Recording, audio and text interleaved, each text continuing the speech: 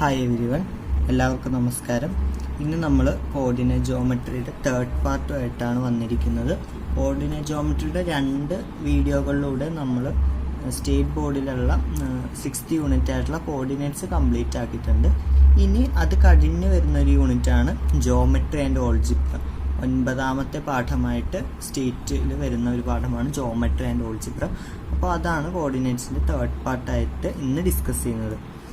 അവിടെ മെയിൻലി വരുന്ന ഒരു ചോദ്യം എന്ന് പറയുന്നത് ക്വാഡ്രിലാറ്ററലിൻ്റെ 4th വെർട്ടെക്സ് കാണാൻ വേണ്ടിയിട്ടുള്ളൊരു ചോദ്യമാണ്. ഓക്കെ, അപ്പോൾ അതെങ്ങനെയാണ് ചെയ്യുന്നതെന്നാണ് നമ്മൾ ഇന്ന് നോക്കുന്നത്. പിന്നെ 2-3 കാര്യങ്ങളും കൂടി എക്സ്ട്രാ നോക്കുന്നതായിരിക്കും. ഇവിടെ ഒരു ക്വാഡ്രിലാറ്ററൽ കൊടുത്തിട്ടുണ്ട്, മീൻസ് പാരലലോഗ്രാം കൊടുത്തിട്ടുണ്ട്. അതിന് 3 വെർട്ടെക്സിലെ കോർഡിനേറ്റ് തന്നു. 4th വെർട്ടെക്സിലെ കോർഡിനേറ്റ് കണ്ടുപിടിക്കാനാണ് പറയുന്നത്. 4th വെർട്ടെക്സിലെ കോർഡിനേറ്റ് കാണാൻ ഒരു എളുപ്പ വഴിയുണ്ട്. അതായത് ഓപ്പോസിറ്റ് ആയിട്ടുള്ള സൈഡ്സിൻ്റെ ആ ഭാഗത്ത് കോർഡിനേറ്റ്സിൻ്റെ സമ്സ് എപ്പോഴും ഈക്വൽ ആയിരിക്കും. അതായത് ഇതിൻ്റെയും എക്സ് കോർഡിനേറ്റിന് സമ്മും ഇതിൻ്റെ എക്സ് കോർഡിനേറ്റിന് സമ്മും സെയിം ആയിരിക്കും. ഓക്കെ, ഇതിൻ്റെ എക്സ് കോർഡിനേറ്റിൻ്റെ സം എന്ന് പറയുമ്പോൾ 7. അപ്പോൾ ഇതും കൂട്ടിയാലും 7 കിട്ടണം. അപ്പോൾ ഇവിടെ 1 ഉണ്ട്, ഇവിടെ 6 ആയിരിക്കും. ഓക്കെ, ഫസ്റ്റ് എക്സ് കോർഡിനേറ്റ് ഇവിടുത്തെ വൈയും കൂട്ടിയാൽ സെയിം കിട്ടണം. ഇവിടെ കൂട്ടുമ്പോൾ 9 കിട്ടും, അപ്പോൾ ഇവിടെ കൂട്ടുമ്പോഴും 9 കിട്ടണം. അപ്പോൾ ഇതിൻ്റെ കൂടെ 3ൻ്റെ കൂടെ 6 കൂട്ടിയാൽ നമുക്ക് 9 കിട്ടും. അപ്പോൾ 6,6 ആണ് അതിൻ്റെ 4th കോർഡിനേറ്റ് എന്ന് പറയുന്നത്. അപ്പോൾ അത്ര എളുപ്പമാണ് ഇതിൻ്റെ ഏരിയ എന്ന് പറയുന്നത്. മീൻസ് 4th വെർട്ടെക്സ് കാണാമെന്ന് പറയുന്നത് വളരെ എളുപ്പമാണ്. അപ്പോൾ നമുക്കിനി സെക്കൻഡ് ടോപ്പിക്കായിട്ടുള്ള മിഡ് പോയിന്റിലേക്ക് നോക്കാം. 1, 3, 5, 7 ഒരു വരയുടെ 2 അറ്റത്തെ കോർഡിനേറ്റ് ആണ്. അവരുടെ മിഡ് പോയിന്റിന്റെ കോർഡിനേറ്റ് കാണാനാണ് ചോദിച്ചിരിക്കുന്നത്. മിഡ് പോയിന്റിന്റെ ഇക്വേഷൻ എന്ന് പറയുന്നത് x1 + x2/2, y1 + y2/2. അതായത് 2 അടുത്ത എക്സ് കോർഡിനേറ്റ് കൂട്ടുക, പകുതി എടുക്കുക, 2 അടുത്ത y കോർഡിനേറ്റ് കൂട്ടുക, പകുതി എടുക്കുക. ഓക്കെ, അപ്പോൾ ഇവിടുത്തെ ഫസ്റ്റ് എക്സ് കോർഡിനേറ്റ് 1 + 5/2, 3 + 7/2. അപ്പോൾ 6/2 3, 10/2 5. അപ്പോൾ 3,5 ആയിരിക്കും സെൻറ്ററിൻ്റെ കോർഡിനേറ്റ്സ് എന്ന് പറയുന്നത്. ഓക്കെ, അപ്പോൾ അത് നമുക്ക് മനസ്സിലായി. ഇനി വരുന്നതാണ് റേഷ്യോ എന്ന് പറയുന്നത്. Consider the same point 1, 3, 5, 7. ഈ ലൈനിനെ 2:3 റേഷ്യോയിൽ കട്ട് ചെയ്യുന്നു ഒരു പോയിന്റ്. ഓക്കെ, ഏകദേശം ഇവിടെ ആയിട്ട് വരും 2:3. അതായത് ടോട്ടൽ 5 പീസസ് ആക്കി മുറിച്ചാൽ 2, 3 ഇങ്ങനെ വരണം. റേഷ്യോനെ കുറിച്ച് നമ്മൾ പിന്നീട് ഒരു വീഡിയോയിൽ അപ്ലോഡ് ചെയ്യുന്നതായിരിക്കും. ഇതിപ്പോൾ ഇവിടെ വന്നതുകൊണ്ട് ജസ്റ്റ് പറഞ്ഞോളൂ. അപ്പോൾ 2:3 റേഷ്യോയിലാണ് കട്ടാകുന്നത്. അപ്പോൾ ഇവിടുത്തെ കോർഡിനേറ്റ്സ് കാണുക. പോയിന്റ് P ആണെങ്കിൽ Px, y കാണുക എന്നാണ് പറയുന്നത്. അപ്പോൾ അവിടത്തെ എന്ന് പറയുമ്പോൾ എക്സ് കോർഡിനേറ്റ് എന്ന് പറയുന്നത് x1 + m/m+n × x2 - x1 y coordinate എന്ന് പറയുന്നത് y1 + m/m+n × y2 - y1 ആയിരിക്കും. ഓക്കെ, സംഭവം ഇത്രയേ ഉള്ളൂ. m എന്ന് പറയുന്നത് ഫസ്റ്റ് റേഷ്യോ, m+n എന്ന് പറയുന്നത് some of the ratio, x2 - x1 എന്ന് പറയുമ്പോൾ 2 എക്സ് കോർഡിനേറ്റുകളുടെ വ്യത്യാസം.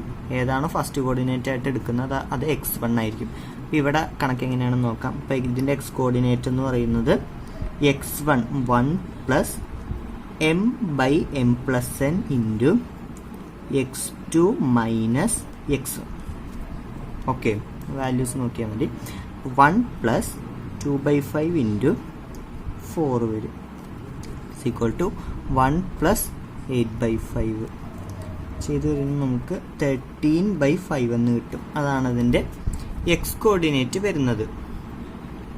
അതിൻ്റെ വൈ കോർഡിനേറ്റ് കാണുന്നത് എങ്ങനെയാണ്? വൈ കോർഡിനേറ്റ് = y1 + y1 3 ആണ്. അപ്പോൾ 3 + m/m+n സെയിം തന്നെ 3/5 × y2 - y1. അത് 7 - 3 വരും. ഓക്കെ, അപ്പോൾ എങ്ങനെയാണ് വാല്യൂസ് വരിക? 3 + 3/5 × 4. അപ്പോൾ 3 + 12/5 ചെയ്ത് വരുമ്പോൾ നമുക്ക് 12 + 15/5 എന്ന് കിട്ടും. 27/5 ആണ് അതിൻ്റെ y കോർഡിനേറ്റ്. അപ്പോൾ x, y എന്ന് പറയുമ്പോഴേക്കും ഫസ്റ്റ് 13/5, സെക്കൻഡ് 27/5. അപ്പോൾ ഇതായിരിക്കും അതിൻ്റെ കോർഡിനേറ്റ്സ് എന്ന് പറയുന്നത്. ഇതിനെ സിംപ്ലിഫൈ ചെയ്ത് എഴുതാം, ഇങ്ങനെ എഴുതിയാലും മതി. അപ്പോൾ അതിൻ്റെ എക്സ് കോർഡിനേറ്റും വൈ കോർഡിനേറ്റും കിട്ടി. 13/5, 27/5 ആണ് അതിൻ്റെ എക്സും വൈയും കോർഡിനേറ്റ്സ് എന്ന് പറയുന്നത്. ഓക്കെ, അപ്പോൾ അത്രയാണ്. മിഡ് പോയിന്റും പറഞ്ഞു, റേഷ്യോയും പറഞ്ഞു. ഇനി വരുന്ന ടോപ്പിക്കാണ് സ്ലോപ്പ് എന്ന് പറയുന്നത്. സ്ലോപ്പ് മീൻസ് സിമ്പിളി മലയാളത്തിൽ പറഞ്ഞാൽ ചരിവെന്ന് പറയുക. അതായത് ഒരു വര എത്രത്തോളം ചരിഞ്ഞിട്ടുണ്ട് അതിനെപ്പറ്റി പറയുന്ന ഒരു സെക്ഷനാണ് slope. Slope equal to change in y, അതായത് y2 - y1 by x2 - x1 ആണ് സ്ലോപ്പ്. അതായത് y കോർഡിനേറ്റിൻ്റെ വ്യത്യാസം ബൈ എക്സ് കോർഡിനേറ്റിൻ്റെ വ്യത്യാസമായിരിക്കും സ്ലോപ്പ് എം എന്ന് പറയുന്നത്. ചേഞ്ചിന് നമ്മൾ ഡെൽറ്റ എന്ന ഗ്രീക്ക് ലെറ്റർ കൊണ്ട് കാണിക്കുന്നുണ്ട്. അപ്പോൾ ഡെൽറ്റ വൈ ബൈ ഡെൽറ്റ എക്സും സ്ലോപ്പിനുള്ള ഇക്വേഷൻ തന്നെയാണ്. നമുക്കൊരു ചോദ്യം നോക്കാം. 1 3 5 4. ഓക്കെ, ഈ വരയുടെ സ്ലോപ്പ് എത്രയാണെന്നാണ് ചോദ്യം. Slope equal to change in y, y2 - y1 by x2 - x1. അപ്പോൾ എത്ര കിട്ടും? 1/4. ഓക്കെ, ഇതാണ് അതിൻ്റെ സ്ലോപ്പ് എന്ന് പറയുന്നത്. അപ്പോൾ പല ലൈൻസിനും പല സ്ലോപ്പാണ്. എക്സാമ്പിൾ നോക്കാം. ഒരു ഗ്രാഫ് വരച്ചിട്ടുണ്ട്. ഇവിടെ ഇങ്ങനെ വരയ്ക്കുന്ന ഒരു വരയുടെ ചരിവ് നോട്ട് ഡിഫൈൻഡ് ആണ്. ഓക്കെ, അപ്പോൾ അവിടെ 2 പോയിന്റ്സ് നോക്കാം. ഇവിടെ 1,1ഉം ഇവിടെ 3,1ഉം ആയിരിക്കും എന്ന് വിചാരിക്കും. 1,3 ആണെന്ന് വിചാരിക്കും. അപ്പോൾ സ്ലോപ്പ് എഴുതാം. ചേഞ്ച് ഇൻ വൈ എത്ര വരും? 3 - 1 ബൈ ചേഞ്ച് ഇൻ വൈ. അപ്പോൾ 2/0 എന്ന് വരും. 2/0 നോട്ട് ഡിഫൈൻഡ് ആണ്. അപ്പോൾ അതുകൊണ്ട് ഇങ്ങനത്തെ വരയ്ക്ക് സ്ലോപ്പ് ഇല്ല.